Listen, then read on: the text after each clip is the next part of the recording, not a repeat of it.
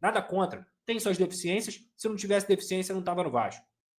A entrevista dele pós-jogo, rindo, falando: ah, tá bom, porra, conseguimos aqui, o nosso time tentou aqui, tá bom, conseguimos um resultado. Quê? Quê? Desculpa, estava em campo, Paulo Henrique? Você estava em campo? Você viu o jogo horroroso que o Vasco fez? Você viu aquilo ali? Você viu que o Vasco tomou um empate pro Operário, que é um time da Série B, que tem um investimento 10 vezes menor do que o do Vasco, e 10 eu talvez tenha sido até caridoso aqui em falar. 10 não, deve ter 100. 100 vezes pior do que o do Vasco. Você viu o que aconteceu?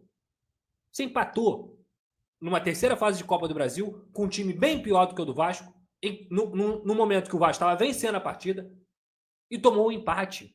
E o time parou de jogar no segundo tempo.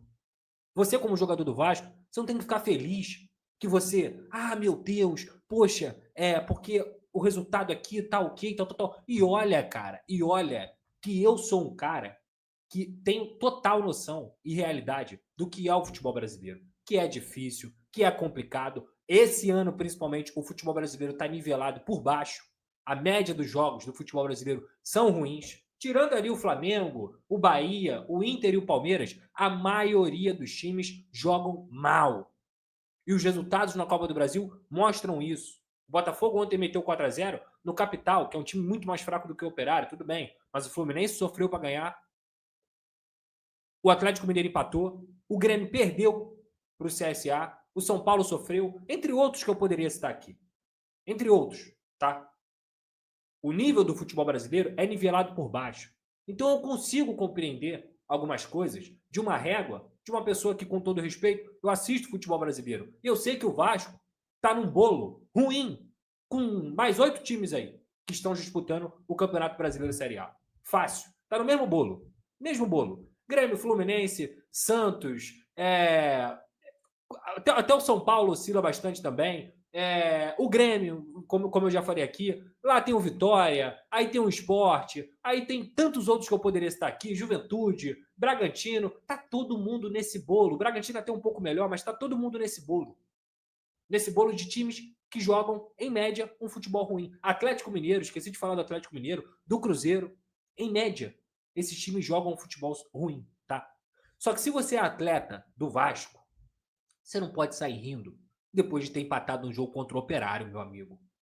Você não pode. Tu tem que estar puto. Puto. Por quê? Você perdeu pro Cruzeiro, seu técnico foi demitido e você, num jogo de Copa do Brasil, que vale 3 milhões e meio de reais pro clube, que é muito importante para esse clube, e a passagem de fase numa competição que, digamos assim, é viável de você, quem sabe, chegar longe, tu não tem que estar feliz, irmão. Você não tem que estar rindo. Corinthians oscila também. Então, assim, quando eu falo isso, não é nada contra o Léo Jardim ou o Paulo Henrique, não. Tá? É a mentalidade. Essa mentalidade tem que mudar. E me impressiona o Pedrinho, que jogou, que nasceu no Vasco, presidente do Vasco, que ganhou tudo no Vasco, e o seu Felipe também, que é outro, meus ídolos pessoais, tá? Pedrinho e Felipe, vocês são meus ídolos. Vocês são pessoas que me fizeram feliz pra cacete. Mas eu não consigo entender. Cadê a mentalidade vencedora do Vasco? Temas físicos? Sim, também. Pedrinho, Felipe, presidente, diretor, coordenador, interino. Como é possível vocês que comandam o futebol, senhor Marcelo Santana, não fazerem uma avaliação física de como o Vasco morre no segundo tempo? Por que, que o Vasco morre em todo o segundo tempo? É porque o Vasco viaja? É porque o Vasco tem calendário apertado? Ok, ok. Mas agora, todo o segundo tempo, o time não consegue ser superior fisicamente a nenhuma equipe que ele enfrenta. Nenhuma. O Vasco começa bem o primeiro tempo, faz 30, 35 minutos, consegue jogar, bate o 40, meu amigo. Tá todo mundo morto. Tá todo mundo morto. De quem é a culpa? Não podemos individualizar a culpa. Eu concordo. Eu sou um cara que fala aqui. As pessoas falam do Daniel Félix. Porque a culpa é do Daniel Félix, a culpa é do Daniel Félix. Eu não consigo culpar uma pessoa. Hoje, um departamento de futebol que tem comissão técnica, preparação física e departamento médico juntos, eles têm uma responsabilidade conjunta. O que está sendo feito? Porque assim, tá conversando com o Diniz. Ok. Vocês já viram o Diniz treinando? Eu tenho amigos que já foram atletas do Diniz. Um grande amigo, que eu já citei aqui várias vezes, que é o Igor Julião. E eu sou amigo do Julião desde que o Diniz treinava o Fluminense e o Julião jogava no Fluminense. E ele falava para mim, Pedrosa, eu chego em casa morto, porque a gente treina 2 horas, 2 horas e meia e ele não para. Ele não para. Ele te leva ao limite. Tá cansado? Foda-se, desculpa a palavra. Tá cansado? Foda-se, corre. Corre, se dedica. E o Diniz, inclusive, em vários momentos, tá? Em vários momentos, ele já falou que pro plano de jogo dele dar certo, todo mundo tem que estar correndo e se entregando um pelo outro. Se um deixa de fazer, não vai dar certo. Se um deixa de fazer, não vai dar certo. É um jogo de superioridade numérica, pressão pós-perda, porque você perde a bola, seu time tá geralmente no bloco do campo, e se os caras não correrem para recuperar 2, 3, você vai estar aberto, você vai estar vulnerável, e talvez seja um dos grandes problemas do trabalho do Diniz. Então, se nem todo mundo se envolver, vai ser difícil.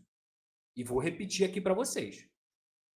Treinador monta plano de jogo, treina, tem culpa. O treinador, eu diria que hoje, para um time jogar ou não, o treinador ele é 60%. Ele tem uma responsabilidade até maior do que os próprios atletas. Mas os 40%, eles precisam ser feitos. E esses atletas do Vasco não fazem. Não fazem. Com todo o respeito do mundo. Não fazem. Eu salvo aqui o Léo Jardim, o Paulo Henrique, o Hugo, o Verrete e, às vezes, o Coutinho, além do Nuno, que chegou agora e é espetacular. Espetacular. Ponto.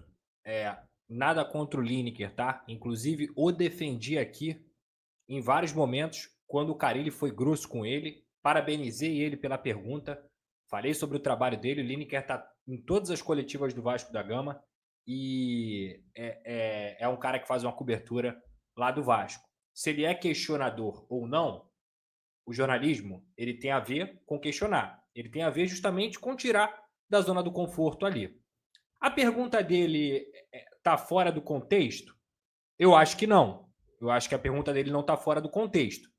Mas espera aí, eu preciso olhar os dois lados, tá? Eu preciso olhar os dois lados. Primeiro ponto, a aspa que viralizou aí e que foi postada por muita gente, ela é uma aspa incompleta. Ela é uma aspa incompleta. Porque naquele momento ali, o meu som tá baixo? Meu som tá baixo? O Capasso não faz parte dos planos do Vasco. Sei que o Capasso, inclusive, tem notícia dada sobre isso, gente. Tem notícia dada sobre isso. Que o Capasso foi relacionado para um jogo, para ele cumprir um requisito, porque ele tinha que ser relacionado para um jogo, para quem sabe ele ser emprestado. Tá ok? Show. Desde o começo do ano, o Capasso, sobre o Capasso, o Carille já respondeu. Jogador não faz parte dos planos. Jogador não faz parte dos planos. O Lineker está todo dia lá no Vasco. Ele poderia apurar isso até mesmo com a assessoria ou com outras pessoas que estão ali. E eu não estou condenando a pergunta dele, não, tá? Eu só acho o seguinte, gente.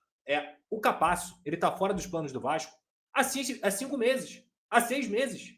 Quem não sabe disso, não está acompanhando o Vasco. E repito, não estou falando do Lineker. Estou falando até mesmo do torcedor. Por que o Capasso não joga? Eu mesmo aqui, já falei aqui diversas vezes nessa live que o Capasso não joga por uma decisão da diretoria junto com a comissão técnica. É um jogador que, como o Felipe já tinha falado, recebeu 3, 4 propostas e não saiu. E você viu nesse momento as palavras do Lucas Pedrosa, bastante chateado e irritado com a postura do Vasco da Gama, enfrentando a equipe do Operário pela Copa do Brasil. O Vasco da Gama empatou a partida por 1-1 e agora a decisão ficará para São Januário, onde o Vasco da Gama vai jogar o jogo de volta e precisa pelo menos de uma vitória mínima para que possa vencer e se classificar também, né? É um conjunto de coisas.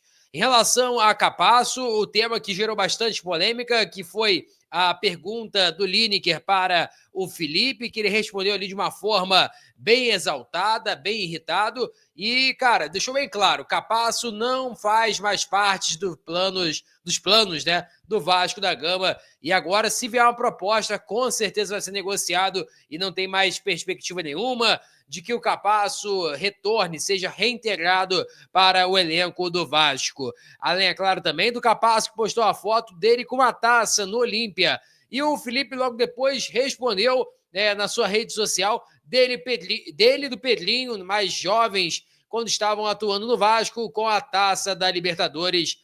Provocações de um lado, provocações de outra. Cara, é complicado demais. Um clima bem complicado e bem não harmonioso, podemos dizer assim, na equipe do Vasco da Gama. Peço a você que deixe o like, é muito importante para o nosso canal. Acione o sininho de notificação para não perder nenhum conteúdo. Nossa meta é alcançar o mais rápido possível 60 mil, conto muito com a sua ajuda e também com a sua moral. Vou ficando por aqui, valeu, tamo junto e é nóis! Fui!